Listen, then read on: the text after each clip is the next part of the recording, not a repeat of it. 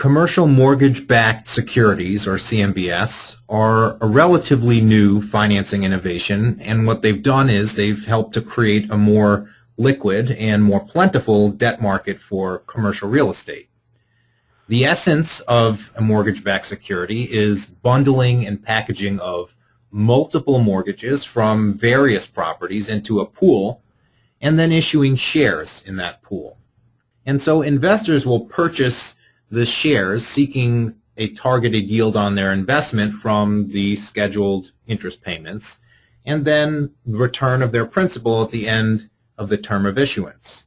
And all of this, when it's said and done, will blend into a final IRR by the end of the timeline. Now, this is pretty complicated, and so it's easy to misunderstand how this all works. What do you think is the biggest misconception about what CMBS is and how it functions? That you can destroy risk. You can't destroy risk. The mortgages have underlying risk, both because each mortgage is backed by a specific property, and that property has risk relating to that building, related to that market they're in, to that property type, and when that loan is due. The other side of it is that you can't change those by packaging them. Those risks exist. And there's this mythology that somehow I can eliminate risk. I can't eliminate risk. That risk exists. I can redistribute that risk. I can say, Bruce, you take more of that risk and I'll take less. But the total amount of risk is still the same. So that's the one big myth. There's probably a second huge myth, and it's crushed the market in the late 2000s window, and that was that the risk of one mortgage is unrelated to the risk of another mortgage.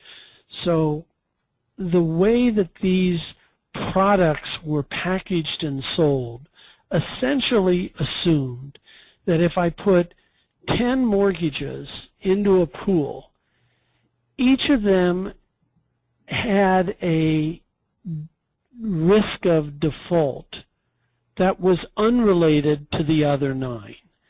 And the rationale went, well, one's an office building in St. Louis, and another's a shopping center in Tampa, and the other is an apartment building in Boston, and the other is a warehouse in Seattle. How could those buildings have correlated risk? They aren't competing with one another, therefore it's not like one stealing tenants from the other, or the whole city goes down. Gee, the risks are uncorrelated. Well, some of us wrote at the time they are correlated. They're highly correlated. They're not correlated as a microphenomenon, namely the market's fine and one building's losing tenants to another competitor. They're not correlated in that sense, but they're huge correlated in the macro sense, namely a bad economy, a bad U.S. economy will hit Tampa retail sales, it'll hit Boston warehouse activity, it'll hit St. Louis office activity, and it'll hit apartments as well.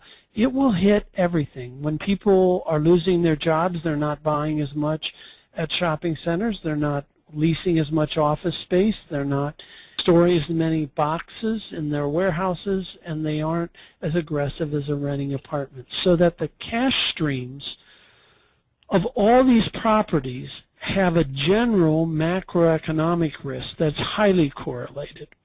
And secondly, they all have capital market risk, namely no one wants to lend, no one wants to invest.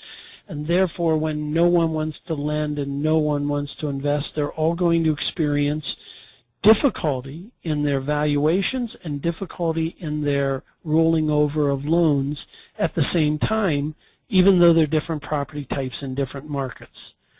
Now, these risks may not be perfectly correlated. The St. Louis may not get hit quite as hard as Minneapolis or whatever, but they are highly correlated. And the risk models package these as if they were uncorrelated.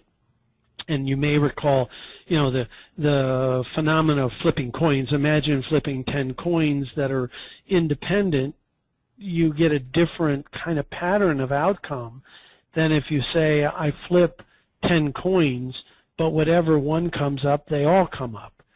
The risk is very different in those two situations. And these products have historically been priced and analyzed as if the risks are independent, when in fact they're highly correlated, driven by macro, not micro, but macro economic trends and macro capital market trends. So their micro property may be uncorrelated, but the overarching risk is highly correlated. That has been probably the biggest myth that's gone out there.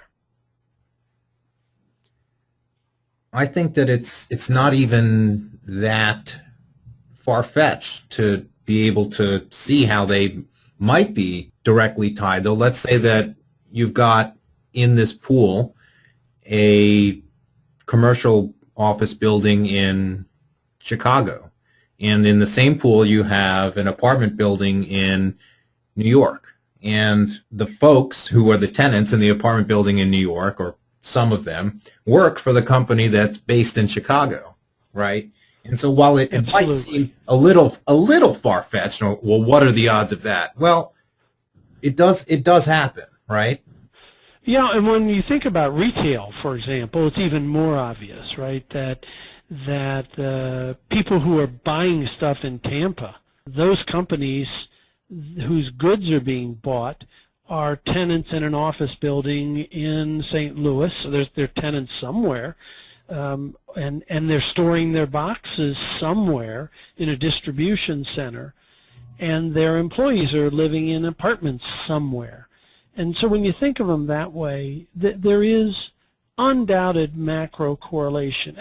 And the United States economy, the world economy, not every place falls the same, but most places fall at the same time. Most places rise at the same time. Some rise more, some rise less, some fall more, some fall less.